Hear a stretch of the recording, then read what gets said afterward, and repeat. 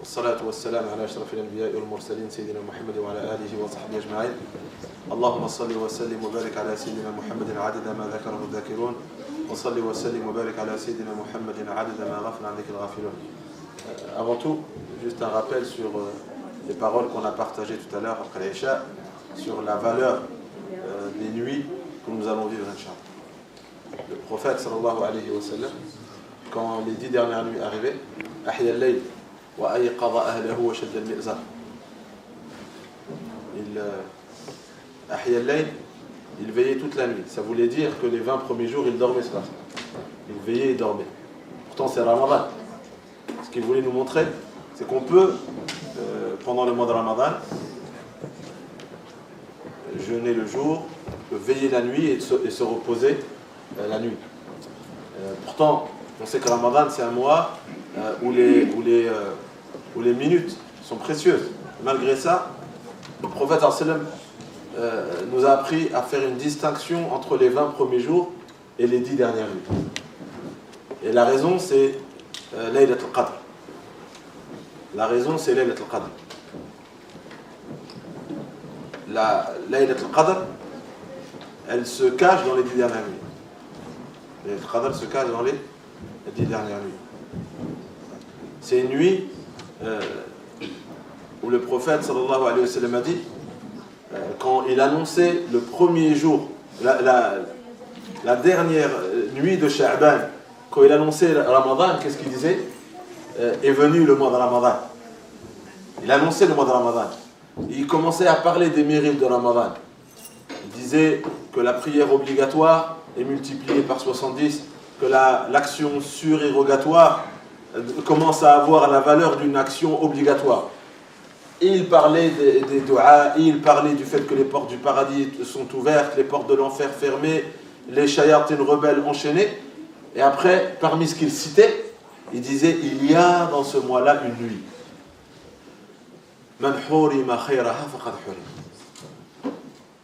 Et là, la manière dont il l'a dit, c'est un mot qui doit résonner en nous très fort. Man hurima khayraha. Il y a dans ce mois une nuit, celui qui est privé par Allah de cette nuit, faqad hurim. C'est-à-dire, si Allah te prive de cette nuit-là, faqad hurim, tu as été privé de tout. Pourtant, tu as fait tout le Ramadan. Mais si Allah vraiment, il accepte ton Ramadan, il ne te privera pas de la nuit du destin. C'est comme le cadeau pour l'importance que tu accordes au mois de Ramadan. C'est comme tu as accueilli le mois de Ramadan comme il se devait, et Allah, pour te récompenser d'avoir accueilli le Ramadan comme il se devait, il va t'offrir la nuit du destin. Le prophète il n'a pas dit celui qui l'obtient. Non, man hurima khayraha. Celui qui est privé par Allah. Hurim, c'est Allah, il ne veut pas. Allah, il ne veut pas. Et cette notion, on la retrouve par exemple dans le Coran, quand Allah nous parle des trois qui n'ont pas suivi le prophète sallallahu alayhi wa sallam. On connaît l'histoire des trois compagnons qui n'ont pas suivi le prophète sallallahu alayhi wa sallam. Dans le Coran, quand il raconte l'histoire, il dit وَعَلَى الثَّلَاثَةِ الَّذِينَ خُلِّفُوا. وَعَلَى الثَّلَاثَةِ الَّذِينَ خُلِّفُوا. En arabe, خُلِّفُوا, c'est Allah Azza wa Jal qui les a retardés. Parce que il voulait les interpeller sur la valeur qu'ils accordaient au trésor de ce bas monde. Parce qu'en gros, quand on regarde leurs histoires, c'est un peu la préparation. Ils n'étaient pas en train de se préparer, ils ne voulaient pas se préparer, alors que tout le monde se préparait, ils ne se préparaient pas. Il était assis, il était en train de manger, il était avec son épouse, il était dans l'ombre. Et après, il y a eu un déclic. Au moment où tout le monde est revenu. Certes, Allah, il acceptait le repentir à la fin. Mais le Coran, quand il raconte, il dit quoi? Khullifu. La même façon que les hypocrites, khullifu. Allah, il leur a dit waqila qu'udu ma'al qa'idin. Et on va le voir dans Surat Yasin. Ce sens-là, on le retrouvera, Inch'Allah, dans le sens, dans la Surat Yasin. Lihada, pour ce qui est de la Sunna, c'est de montrer à Allah Azza wa Jal qu'on ne veut pas qu'il nous prive. Il est le seul à détenir le trésor de cette nuit. Allah, là, il y a beaucoup de choses qu'on peut croire. On peut croire comme accessible. Quand on veut manger, on sait où on va, quand on veut... Même si c'est Allah qui donne tout, quand on est malade. Il y a beaucoup de choses qu'on croit accessibles. Alors qu'en vérité, c'est Allah Azza wa Jal. Mais il y a des choses où là, on ne peut même pas croire que c'est accessible. On sait que c'est inaccessible. C'est la miséricorde, c'est le pardon, c'est les trésors d'Allah dans le mois de Ramadan. C'est que notre âme soit affranchie de l'enfer. Et parmi les trésors inaccessibles, que si Allah ne le décide pas, on ne peut pas l'avoir, c'est Laylat al-Qadr, la nuit du destin. Donc, comment l'obtenir? Comment l'obtenir? C'est de montrer à Allah Azza wa Jal, ce que j'ai dit tout à l'heure, le faqr, on n'a rien. On n'a rien. On est vraiment des mendiants. On n'a rien. Et on a besoin de ce trésor. Et on ne veut pas faire partie de ceux qui ont été privés parce qu'ils ne méritaient pas un tel cadeau. Imagine dans ta balance, une nuit équivaut à plus de 1000 mois d'adoration. Imagine. C'est vraiment un cadeau inestimable. Et le secret, les savants disent, c'est l'attitude que la personne a pendant les 10 dernières nuits. Le prophète nous a montré. Il ne dormait plus. Ça a montré que je ne peux pas dormir. Alors que je sais qu'il y a un trésor comme ce trésor-là qui est caché dans toute l'année. Dans toute l'année, il est caché sur toutes les nuits de l'année, dans 10 nuits. Comment je peux dormir? Comment je peux fermer les yeux, sachant que je peux me priver ou je peux être privé d'un tel trésor? Et donc on montre à Allah Azza wa Jal beaucoup de ferveur et beaucoup de dévotion dans notre adoration pendant ces nuits-là. J'ai voulu partager, Inch'Allah, le Coran. Pendant le mois de Ramadan, on sait que c'est un mois de lecture. Ramadan, on l'appelle le mois du Coran. Et on sait que le Coran a été révélé pendant le mois de Ramadan, dans la nuit du destin.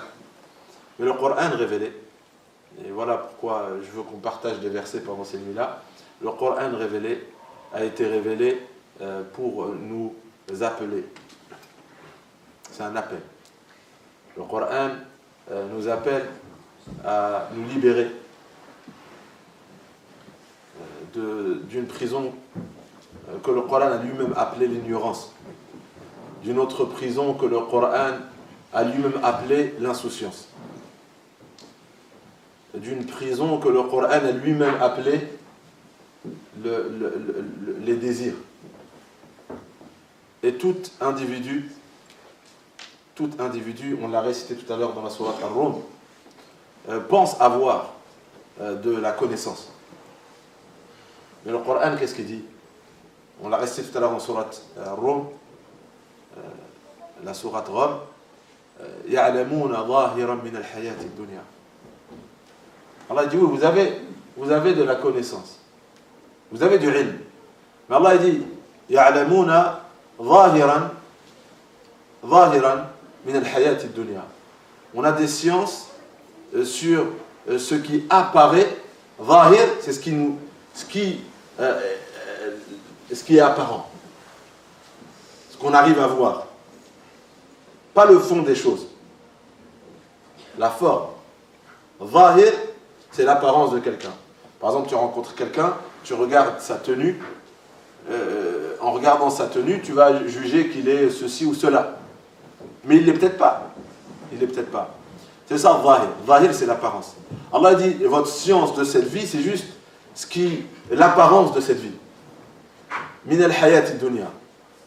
Vous ne connaissez pas la réalité de cette vie. Allah dit, wa hum anil akhirati ghafilun. Vous connaissez l'apparence de cette vie, mais vous êtes insouciant de l'akhirah. De qu'est-ce que l'au-delà? Qu'est-ce que l'au-delà? Wa hum anil akhirati ghafilun. Il n'a pas utilisé le mot ignorance, il a utilisé le mot insouciance. C'est-à-dire qu'en vérité, si on regarde bien, on peut voir, juste en nous regardant nous-mêmes, et juste en regardant la réalité des choses, ces choses apparentes, si on essaye de faire abstraction de leur réalité et de regarder le fond de ces choses, on peut réaliser leur réalité. Et bien le Coran, c'est ce qui nous aide à regarder la réalité des choses. Et c'est ça la force du Coran. C'est pour ça, quelle que soit la sourate qu'on choisit, en vérité, quel que soit le verset qu'on choisit en réalité, quel que soit le mot qu'on choisit, c'est quoi? C'est la réalité des choses. Le Coran nous permet d'ouvrir les yeux et de réveiller l'esprit et de redonner vie à notre cœur et d'être dans la réalité et non pas dans l'illusion de l'apparence des choses. On va partager, Inch'Allah, pendant ces nuits, Surat Yasin. Chaque sourate du Coran a une particularité. Toutes les sourates. Vous prenez le Fatiha, la première sourate du Coran, elle a une place et elle a une valeur. Vous prenez le Baqara, elle a une place, elle a une valeur. D'où les titres, d'où les noms qu'Allah leur a donné. C'est Allah qui a donné le nom aux sourates. On dit que le nom des sourates, on les appelle Tawqifi. Tawqifi, ça veut dire que le choix du nom de cette sourate repose sur la révélation. Ce n'est pas des noms qui ont été choisis. Non, le Baqara a été choisi. Et il y a eu un ordre. Donc chaque sourate a une place et une valeur. Et même dans on va dire l'ordre de la révélation. La sourate Yasin, elle a été révélée après quelle sourate? Elle est mécoise ou médinoise?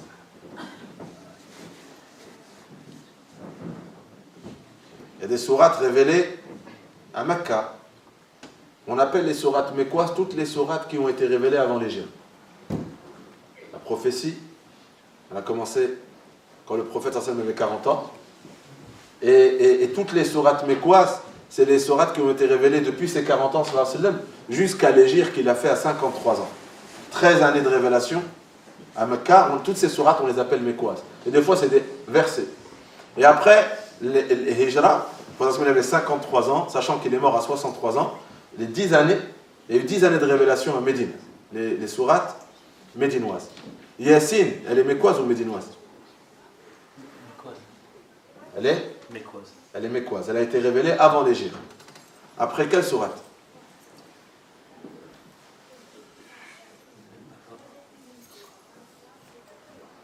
La médinoise. Sourate Al-Jinn. Pourtant, dans le Coran, elle arrive après. Sourate Al-Jinn. Qul uhiya ilayya annahu istama'a nafarun min al-jinn. Dans le Coran, elle vient après. Mais dans la révélation, Yassine, elle a été révélée après. Sourate Al-Jinn, elle est aussi mécoise. Et suite à Sourate Al-Jinn, il y a eu Sourate Yassine. Comme on a dit, toute sourate a une valeur. Cette sourate-là, comme la dernière fois qu'on a partagé ensemble une sourate, c'était sourate Al-Mulk, la sourate du royaume. On a parlé de sa valeur. Je voulais qu'on partage comme deuxième sourate la sourate Yassine pour sa place et sa valeur. C'est quoi sa valeur?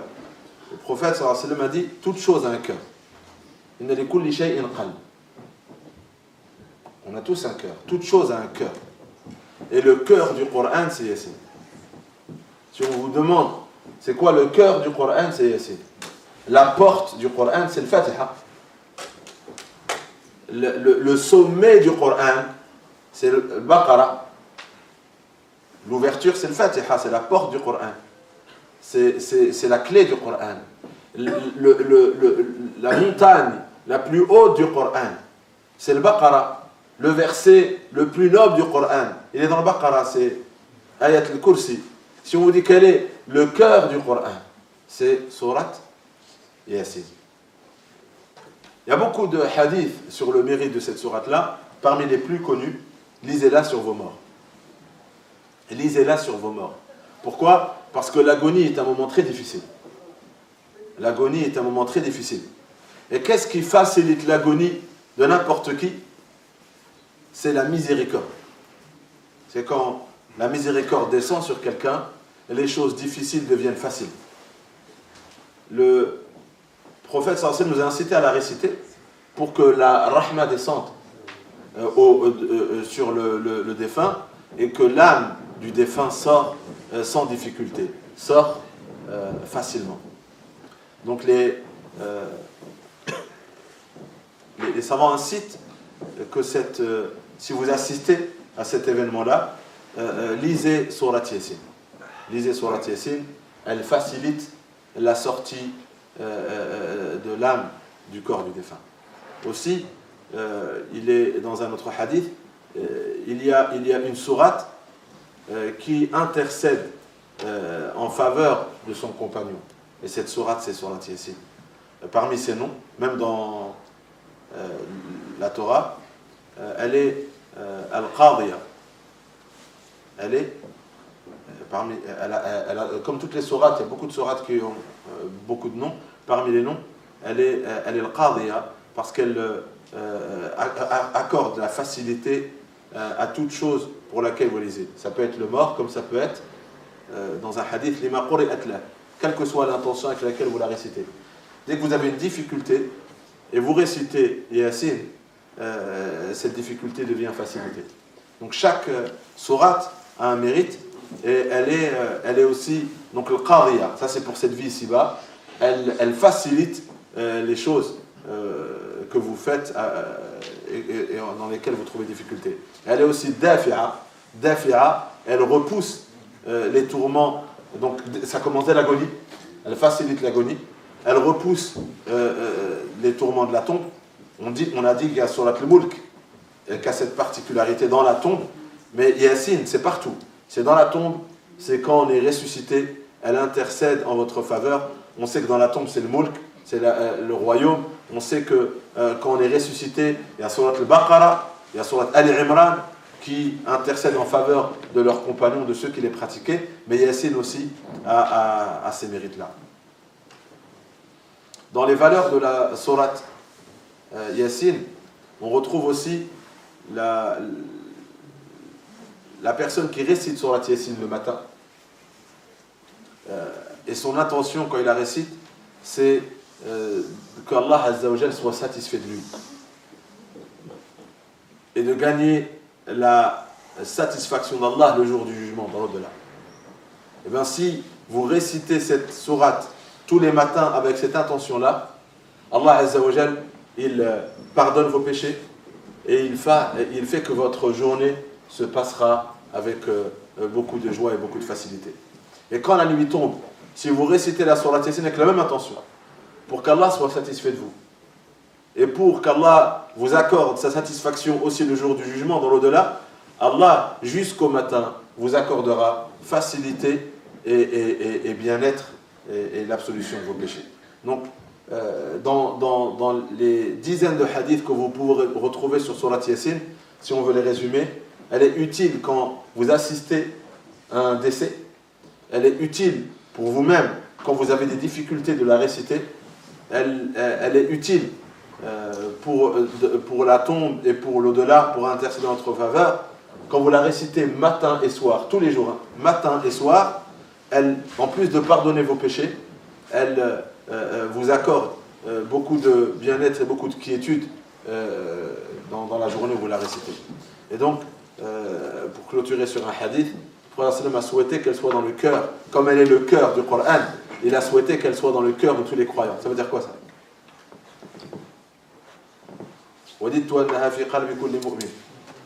Je souhaite qu'elle soit dans le cœur. Elle est le cœur du Coran. Il a dit je souhaite qu'elle soit dans le cœur de tous les croyants. Ça veut dire quoi? Qu'elle soit mémorisée. C'est une sourate qui fait 83 versets. C'est une sourate qui fait 83 versets. 6 pages. 6 pages. Prenez le temps qu'il faut de mémoriser cette sourate. Il a souhaité, comme elle est le cœur du Coran, il a souhaité qu'elle soit dans le cœur. Et le cœur, c'est l'esprit. C'est ce qui vous imprègne. Il a souhaité qu'elle soit dans le cœur de tous les croyants. Et Surat al-Mulk, il a souhaité la même chose. Toutes les sourates qui sont utiles pour notre quotidien, le Prophète a souhaité qu'elles soient dans notre cœur. Là. Nabda. Bismillah ar-Rahman ar-Rahim. Yasin. Yasin, comme avec Alif Lam Mim, comme avec Alif Lam Ra, comme avec toutes les lettres qu'on retrouve dans le début de chaque sourate. La meilleure explication qu'on peut donner sur le sens des lettres qu'on voit au début des sourates, c'est que Allah Azza wa Jal est le plus savant. Allahu a'lamu bi muradih. Allah est le plus savant de ce qui est voulu par ces lettres-là au début de chaque sourate. On va trouver des exégèses qui vont dire que dans le contexte ou dans la langue arabe, voilà ce que ça pourrait dire. On a Ibn Abbas qui dit que dans la l'orat taille des tribus, que ce mot existait déjà. Ça voulait dire ô humain. C'est-à-dire avant que le Coran ait révélé Yassine, Yassine était dans des tribus utilisées pour dire ô humain. Il disait Yassine. Yani ya insan. Ça existait avant la révélation. Donc il y en a qui disent, selon les langues, le sens il est connu. Ça ne fait pas partie de Alif Lam Mim. Ils n'ont pas. Il y a des exégèses qui disent donc il y a une différence entre Yassine et Alif Lam Mim. Alif Lam Mim, dans les tribus arabes, il n'y a pas de sens voulu. À la différence de Yassine, qui peut-être pour des tribus sont des lettres, mais pour des tribus c'est un mot à part entière, avec une définition très claire, ça veut dire au être humain.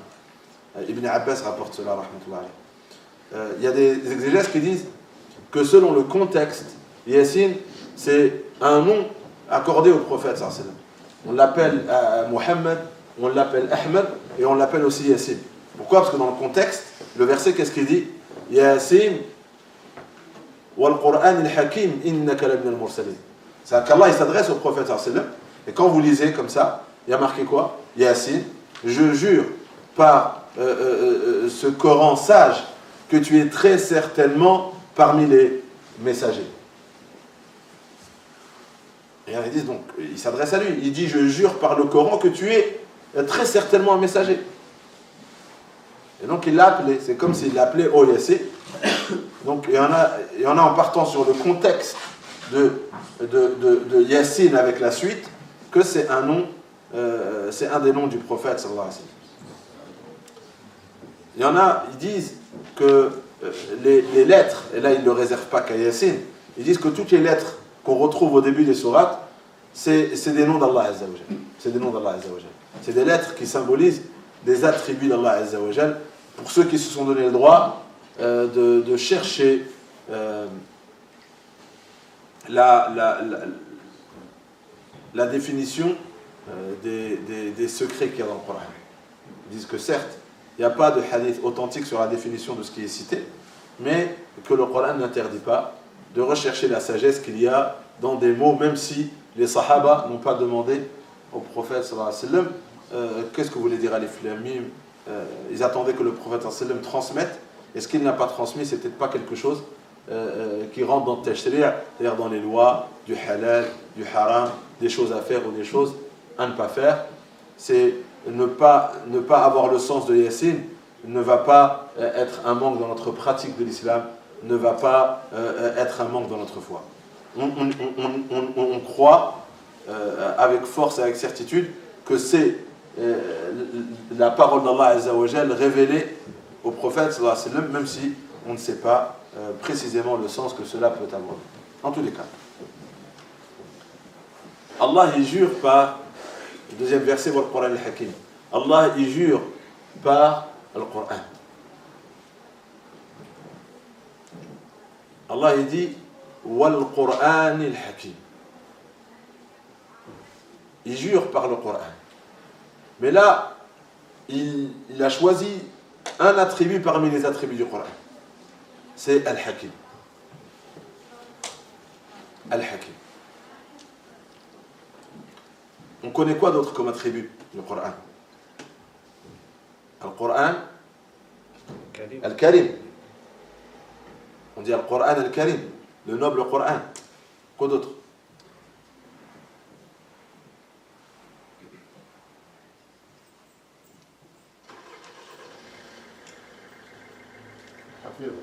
Hein? Hafid. Kitabun. Avec Kitabun. On peut, il y a Coran et il y a des fois Kitab. Al-Kitab, c'est le livre.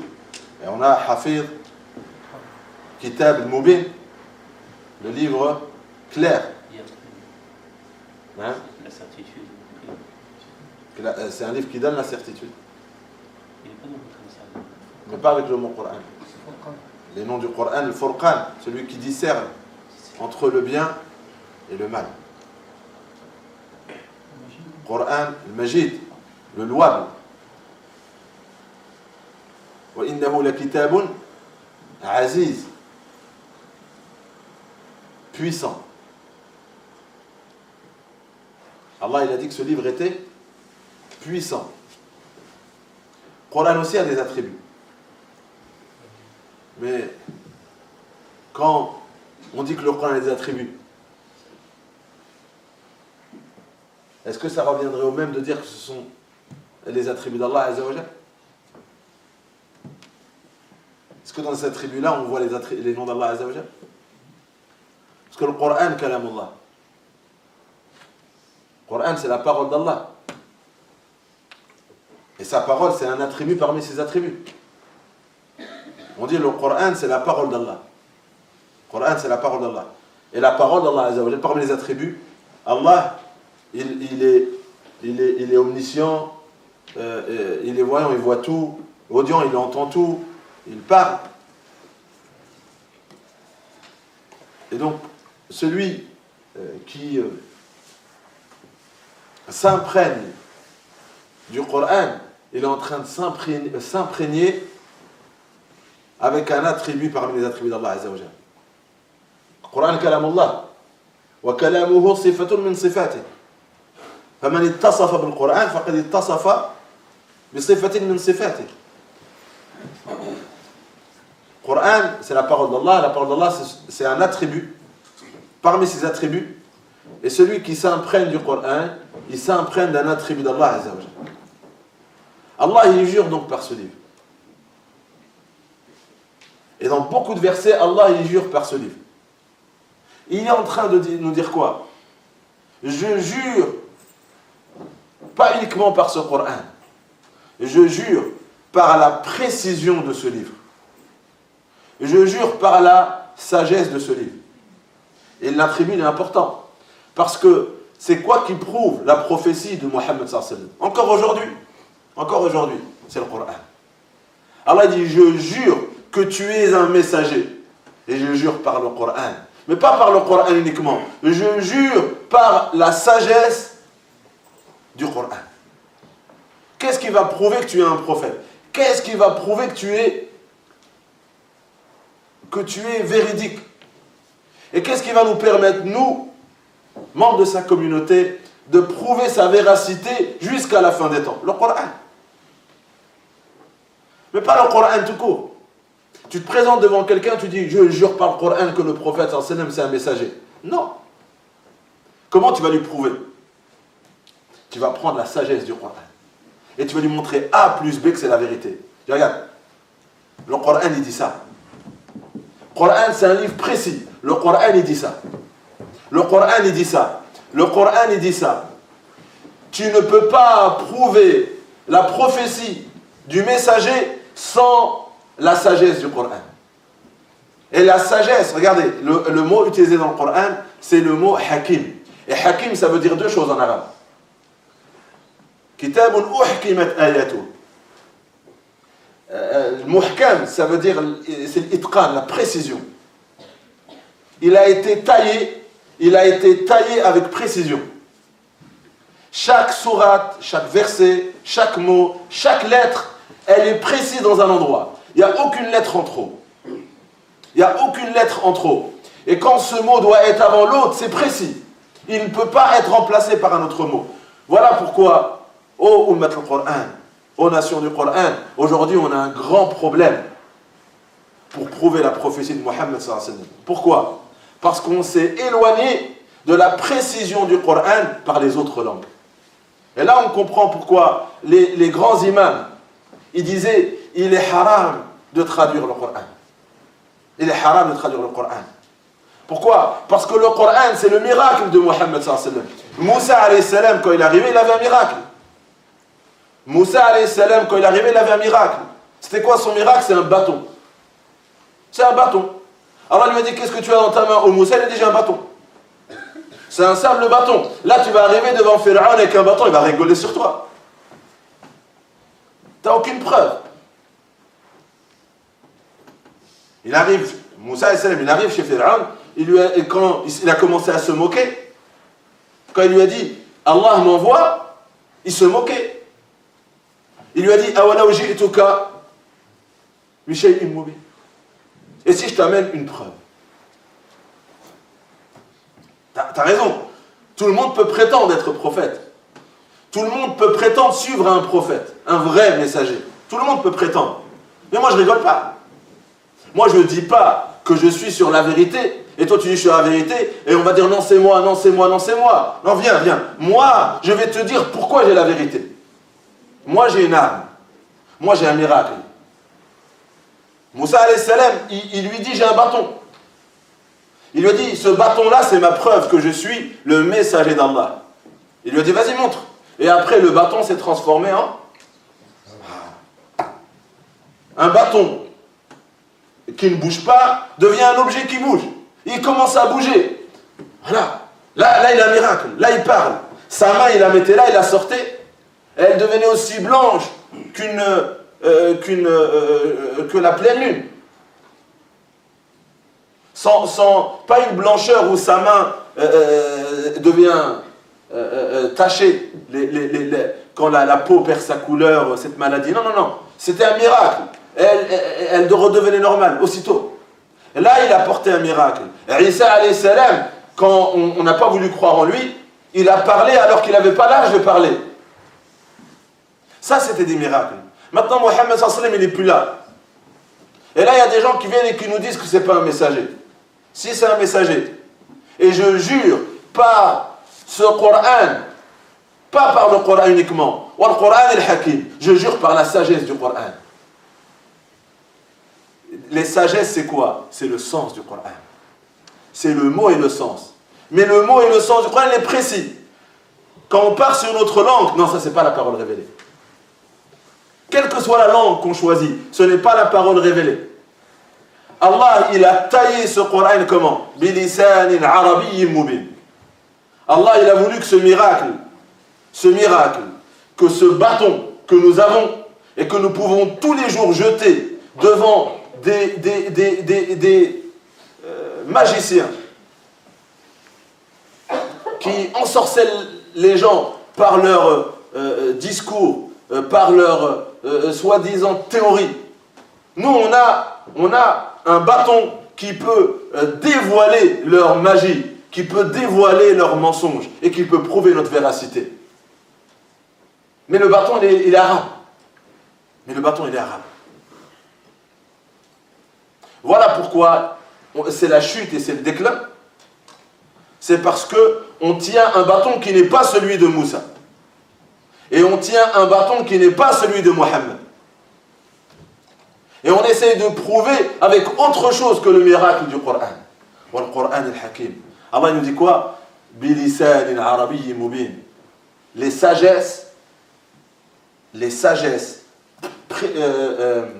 taillées avec précision du Coran, ils ont été choisis par Allah dans une langue claire qui est l'arabe. Dans une langue claire qui est l'arabe. D'où cet handicap que nous avons dans le da'wah et d'où une remise en question par cette occasion sur l'importance de revenir à la langue du Coran. Si vous êtes conscient de la mission que vous avez en tant que musulman dans notre époque, c'est de venir prendre le Coran. Prendre le Coran. Prendre ce miracle. Parce que beaucoup de gens ont soif. Beaucoup de gens ont soif. Cherchent la vérité. Beaucoup de gens ont soif. Ils cherchent le bien-être, ils cherchent le bonheur, ils cherchent la paix intérieure, ils cherchent le salut, ils cherchent la cohérence, ils cherchent quelque chose de raisonnable. Et on n'a rien à leur offrir, ou très peu à leur offrir, parce qu'on n'a pas puisé assez dans les sagesses du Coran. Allah y jure donc par la sagesse du Coran que tu es très certainement parmi les messagers ala sirat al-mustaqim. Allah donc y jure. Wal Qur'an al-Hakim. Ce livre, Hakim, on a dit, c'est deux choses. C'est muhkam, il est précis et il est rempli de sagesse. Les sagesses, c'est le sens. Allah il dit que je jure, je prouverai par ce Coran et par les sagesses du Coran à toute génération jusqu'à la fin des temps que tu es mon messager. Un homme ne peut pas apporter autant de science, un homme ne peut pas apporter autant de sagesse. Mais il n'y a pas que le Coran qui sera ta preuve. Quoi d'autre? Deux choses. Wal Quran al-Hakim, innaka lamina al-mursalin ala siratin mustaqim. Ça veut dire que le Coran, avec sa sagesse, va très certainement prouver que tu es un messager, mais que ta vie était sur le droit chemin. Ala siratin mustaqim. Que tu n'es pas juste venu leur transmettre une parole, mais que tu es le droit chemin. Tu incarnes le droit chemin. Subhanallah, qu'est-ce que dit le verset? Que le prophète, c'est lui le droit chemin. Tu es sirat mustaqim. C'est ce qu'on demande dans chaque prière. Guide-nous vers le droit chemin. Le droit chemin, c'est pas que le Coran. C'est pas juste une parole. Non, c'est une parole qui a pris forme. Puisque le Coran, c'est un mode de vie pour chaque être humain jusqu'à la fin des temps. C'est un modèle parfait pour l'humanité jusqu'à la fin des temps. Eh bien, qui a donné la forme à ce modèle parfait? Qui a donné vie à cette parole? C'est le prophète, ça, c'est le. Dans un autre verset, wa innaka la tahdi ila siratin mustaqim. Allah, dans un autre verset, nous dit que tu es très certainement un guide pour le droit chemin. Pour ceux qui veulent le droit chemin, c'est toi leur modèle, c'est toi leur guide. Donc il y a le Coran et il y a le prophète Mohammed sallallahu alayhi wa sallam, où le verset nous dit quoi? Qu'il est le droit chemin. Que sa vie aussi est précise. Sa vie est taillée. Tout ce que le prophète sallallahu alayhi wa sallam a fait, tout ce qu'il a dit, tout ce qu'il a fait, tout ce qu'il a toléré, c'est le droit chemin. Et Allah il dit wa innaka la tahdi, tu es très certainement un guide. Wa innaka la tahdi ila siratin mustaqim, pour le droit chemin. Allah il nous demande de lui demander de nous guider vers le droit chemin, c'est-à-dire de suivre Mohammed sallallahu alayhi wa sallam. En gros, quand vous dites ihdina siratal mustaqim, facilite-moi de suivre Mohammed sallallahu alayhi wa sallam, c'est-à-dire de vivre sa vie, de prendre sa vie comme un modèle parfait pour ma vie. Et dans le Coran, Allah il nous le dit autrement. Il nous dit laqad kana lakum fi rasulillahi uswatun hasanah. Vous avez dans la personne du prophète sallallahu alayhi wa sallam un modèle parfait pour ceux qui recherchent l'agrément d'Allah Azza wa Jal et le jour dernier. Ala siratin mustaqim.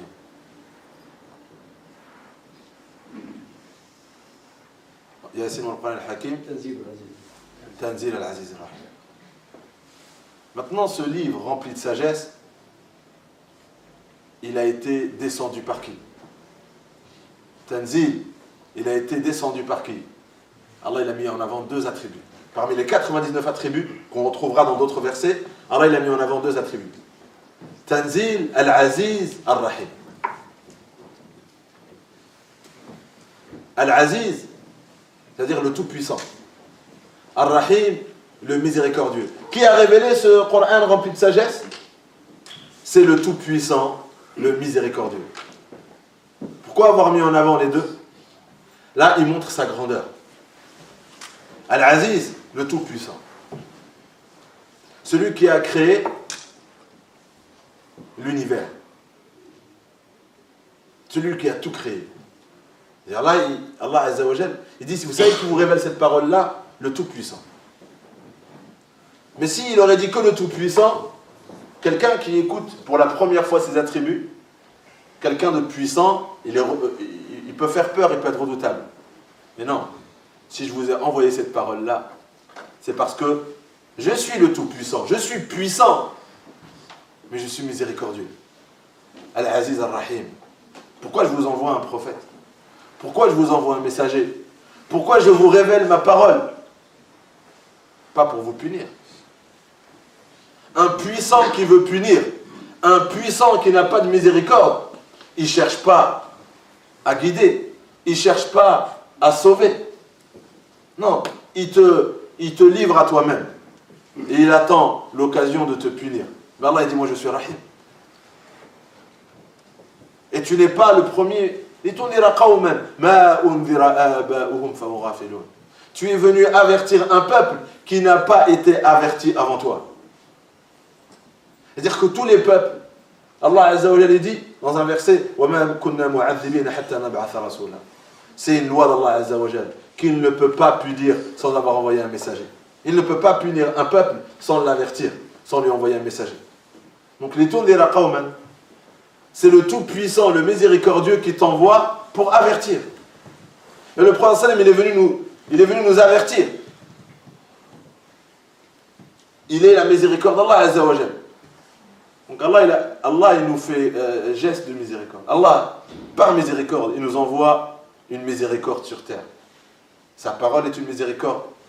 Son message est une miséricorde. Pour faire acte de miséricorde envers sa création. Afin d'avertir un peuple qui n'a pas été averti, dont les parents n'ont pas été avertis. Voilà pourquoi ils sont rafiloun. Ils sont dans l'insouciance. C'est quoi le rafil? C'est celui qui ne sait pas ce qu'il y a autour de lui. Alladhi la yadri ma yajri hawla. Rafil, l'insouciant, c'est qu'il y a un danger qui est en train de s'approcher. C'est ça on dit l'insouciant. Il ne réalise pas là que la voiture elle est en train d'avancer, elle s'approche d'un trou et là il est en train de regarder son portable. L'insouciance, c'est ça. C'est qu'on est en train de s'approcher d'un danger. Il y en a, ils arrivent à le voir, et lui, il n'est pas en train de réaliser qu'il est en train de s'approcher d'un danger. Mais c'est quoi le danger? C'est les actes. C'est qu'on est toujours en train de prendre la décision de faire ou de ne pas faire un acte. Et tous les actes que nous faisons ont des conséquences. Et l'insouciant, il fait des choses en pensant que ces choses n'ont aucune conséquence, zéro conséquence. Et donc on dit l'insouciant. Le Coran, il le dit de plusieurs façons.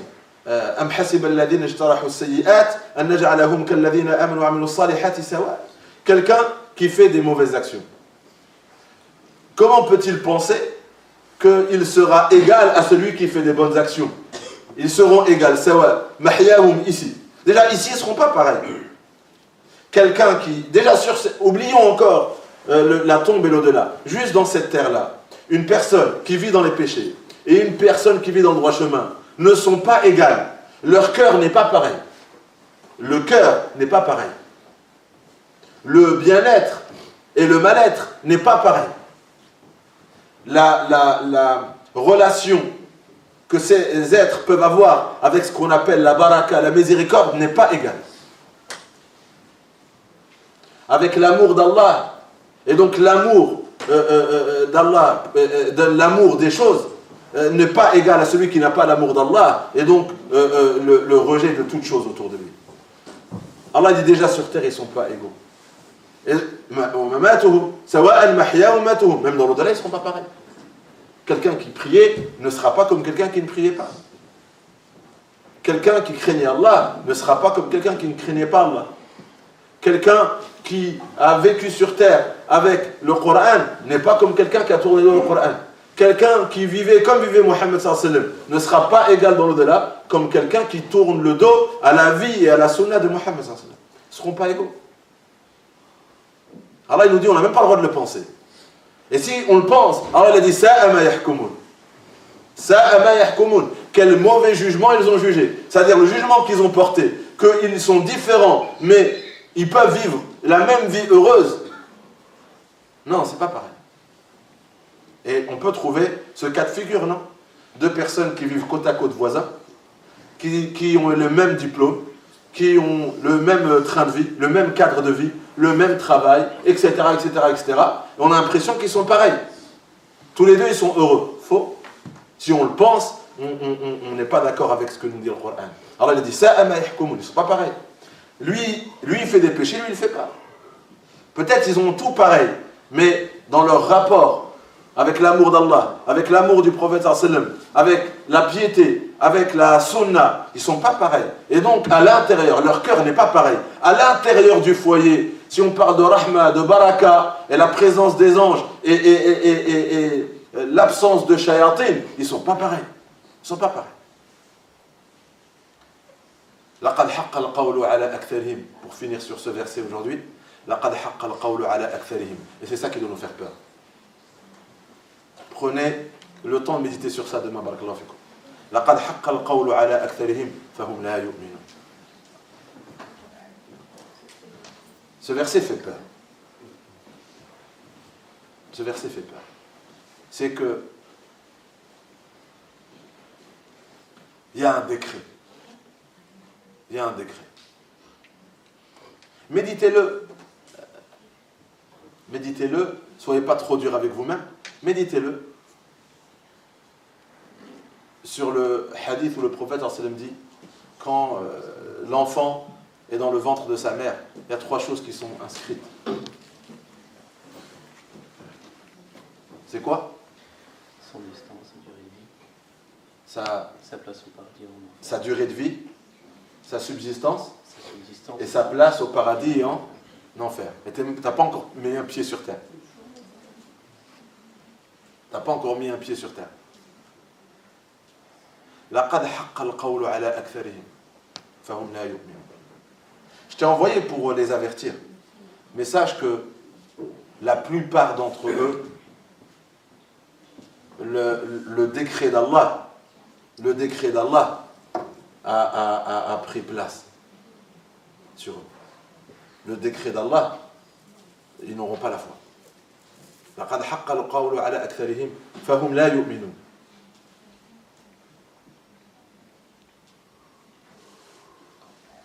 Dans un autre verset, لقد حقت كلمة ربك لقد حقت ولو جئتهم بكل آية. Voilà. Même si tu leur amènes tous les signes que tu veux, tous les miracles que tu veux. ولو جئتهم بكل آية. Même si tu leur apportes tous les miracles, toutes les preuves, il y en a, la foi n'est pas écrite pour eux. ولو جئتهم بكل آية حتى يروا العذاب الأليم. Dans Surat Yunus. Dans Surat Yunus, Allah il nous donne une extension de ce verset-là. Il nous dit, tu peux leur amener tous les signes que tu veux, tous les miracles que tu veux, ils ne vont pas croire jusqu'à qu'ils seront debout devant l'enfer. حتى يروا العذاب الأليم. Jusqu'à qu'ils verront le châtiment douloureux. La question c'est pourquoi Allah a dit ça. C'est ça qu'il faut méditer. Pourquoi Allah a dit ça? Qu'il y a un décret. Il y a un destin, il y a un décret. Allah il est omniscient. Fi ilmi al-azali, il sait. Mais si on s'arrête à l'apparence des versets, quoi bon? C'est ça, non? Si on s'arrête à l'apparence des versets, on va dire quoi bon? Tout est joué, les cartes sont jouées, voilà, il n'y a rien à faire. Mais non, c'est pas comme ça qu'il faut comprendre le Coran. Al-Qur'an yufassiru ba'dahu ba'da. Parce que les Sahaba, ils ont eu cette réaction. Ils ont dit à Rasulallah, donc pourquoi le Coran nous appelle à faire ou ne pas faire? De croire ou ne pas croire. Si tout est joué. Quand le prophète a dit ça, les Sahaba, ils ont dit Fafima al-amal. Pourquoi donc faire et ne pas faire? Il a dit Amalou. Ne vous trompez pas. Il y a l'apparence, mais dans le fond, c'est quoi? Allah, il parle uniquement de sa science. Et ça, tu ne peux pas cerner la science d'Allah. Allah, il est omniscient. C'est quoi le problème? C'est quoi le problème? Si tu n'arrives pas à comprendre comment Allah il peut savoir les choses avant même qu'elles ont lieu. Allah, il est tout puissant. Allah, il est omniscient. Allah, il n'est pas comme toi et moi. Il est loin d'être tout ce qu'on peut imaginer sur lui. Subhanah. Subhanah, ça veut dire on peut parler d'Allah Azza wa Jal, essayer d'imaginer les choses comme on veut nous. Allah il est loin de tout ce qu'on peut imaginer. Aucun esprit humain limité ne peut cerner Allah Azza wa Jal. On ne peut pas cerner sa science. Allah juste il nous parle de lui là. Quand il nous dit laqad haqqa al-qawlu ala aktharihim, il est en train de parler de lui. Que moi je sais tout. Et je t'annonce que la plupart ils ne vont pas croire. Pas parce que je ne veux pas qu'ils croient. Et c'est là où nous on peut faire l'erreur. Pas parce que je veux pas, Non, regarde, tu vas venir et tu vas leur montrer des signes. Et tu vas leur parler. Tu vas leur montrer des signes. Et tu vas leur parler. Et ils ne vont pas croire. Et tu vas leur montrer que c'est haram, ils vont quand même le faire. Tu vas leur dire, mais si tu fais ça, les conséquences, il va quand même le faire. Combien d'entre nous, on sait qu'il y a des choses qui sont haram, on le fait. Mais ce n'est pas Allah qui l'a imposé. Allah nous a interdit. Et il nous dit, j'aime pas ce que tu fais. Et pourtant, je le fais. Mais Allah, il n'a pas encore guidé mon cœur à m'abstenir de cette chose-là. Mais est-ce que Allah, il va guider mon cœur quand il le décidera lui ou quand je le déciderai moi?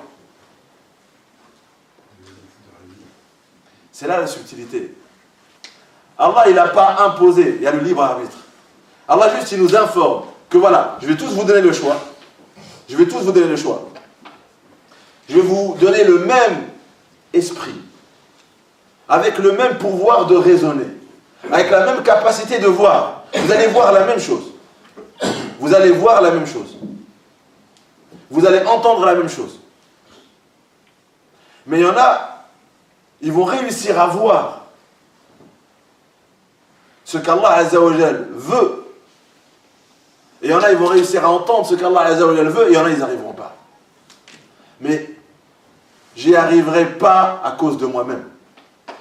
Et je n'entendrai pas ce qu'Allah veut que j'entende à cause de moi-même. Et c'est quoi ce moi-même? Nafs. Shubuhat et shahawat. C'est moi. Allah juste il dit, regarde, moi je te connais d'avance. Quand tu ne suis pas un de mes ordres, je sais pourquoi. Et quand tu suis, je sais pourquoi.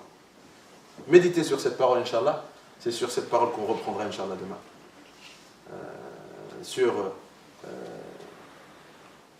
D'où la suite du verset.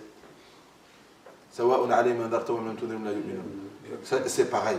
Que tu les avertis ou pas, ils ne vont pas croire. C'est la suite du sens qui nous appelle à méditer. Et bien les Sahaba, quand ils écoutaient ce type de verset, nos pieux prédécesseurs, quand ils écoutaient ce type de verset, qu'est-ce qu'ils faisaient? Qu'est-ce qu'ils faisaient? Réaction. Si on médite bien ce verset, réaction, c'est quoi?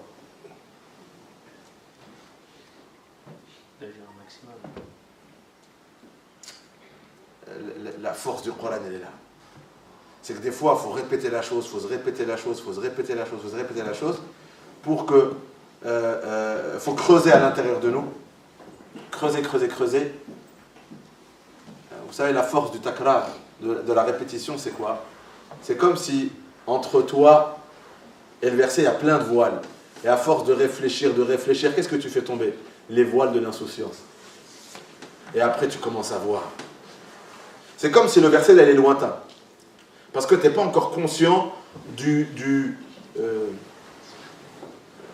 sens réel. Là, c'est le sens apparent. Mais la réalité de ce verset-là, elle est censée avoir une réaction forte sur nous. Et c'est pas grave. At-takrar, la répétition. Vous savez, quand on dit méditer, c'est tu prends un verset, tu commences, tu prends un mot, tu le retournes dans ta tête, et tu le retournes, et tu le retournes, et tu le regardes de tous les angles. Et là, tu commences à voir la réalité de sa chose. Les Sahaba et les compagnons, comme ils faisaient ce sens, c'est ce qu'ils faisaient.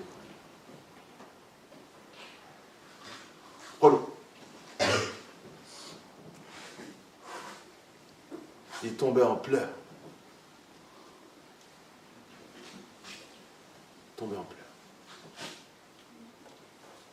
Parce que le verset dit la plupart. Aktharihim. On a déjà parlé de ce sujet plusieurs fois. Aktharihim, la plupart. C'est-à-dire la plupart des êtres humains, ils ne verront pas la lumière d'Allah Azza wa Jal. Même si elle est en face de Allah, il va leur poser, ils ne vont pas la voir. Ils vont être aveugles. Ils ne vont pas l'attendre, ils vont être sourds. Ils ne vont pas l'entendre, ils vont rester sourds. Ils ne vont pas la suivre. Ils lui tourneront le dos. La plupart. Ils pleuraient, radiallahu anhu. Nos plus prédécesseurs, qu'Allah leur accorde miséricorde, ils pleuraient. Ils disaient, Allah Azza wa Jal, je ne sais pas ce que tu as dit aux anges ce jour-là. Ils disaient quoi? Le jour où j'étais dans le ventre de ma mère, je ne sais pas ce que tu as dit à l'ange. Allah Azza wa Jal, guide mon cœur. Et quoi que tu aies dit, tu as le pouvoir d'effacer. Yamhullahu ma yasha wa yuthbit. Allah peut effacer. Il est le seul à faire ce qu'il veut. Il n'est pas questionné sur ce qu'il fait. Et ce verset suscitait de la peur en eux. Et cette peur-là les plongeait au sol. Et il louait Allah Azza wa Jal. Il demandait pardon à Allah Azza wa Jal. Il disait Allah, fasse que je sois inscrit parmi les bienheureux. Oh Allah, inscris-moi parmi les bienheureux. Oh Allah, inscris-moi parmi les bienheureux. Ça crée quoi? Ça crée quoi? Un virage dans leur rapport avec Allah, dans leur relation avec Allah. Ils savaient que plus rien n'avait de valeur. C'est ça qui compte. C'est moi, je suis inscrit où? Quelle que soit l'inscription qu'on peut donner à mon nom aujourd'hui, quel que soit le titre qu'on peut me donner aujourd'hui, tous les titres qu'on peut me donner, tous les diplômes qu'on peut vous donner, tous les titres de président, de quoi que ce soit qu'on peut vous donner, ça tombe devant ce verset. Tout tombe devant ce verset. Parce que tout ça ne dure pas, et tout ça ne compte pas, et tout ça ne détermine pas ma vie éternelle. Mais c'est le décret d'Allah, ce qu'Allah décide pour moi, pour ma vie éternelle. Et ça, donc, ça doit nous appeler à une remise en question forte. Pourquoi, quand le Coran est récité, on ne réagit pas, on ne le suit pas, on ne cramponne pas? Pourquoi on est là, emprisonné par notre nafs? C'est l'appel, Inch'Allah, c'est l'appel à méditer par ce verset. C'est l'appel de ce verset. Allah, s'il nous dit quelque chose, il peut cacher cette science, mais il la dévoile afin de nous permettre de réagir. Inch'Allah, on va faire quelques raka'at, Inch'Allah, pour faire une pause pour suhour. On va toujours après le dars faire 4 raka'at, Inch'Allah. Après, on fait une pause pour suhour, pour reprendre, Inch'Allah, la dua du witr, Inch'Allah. Barakallahu.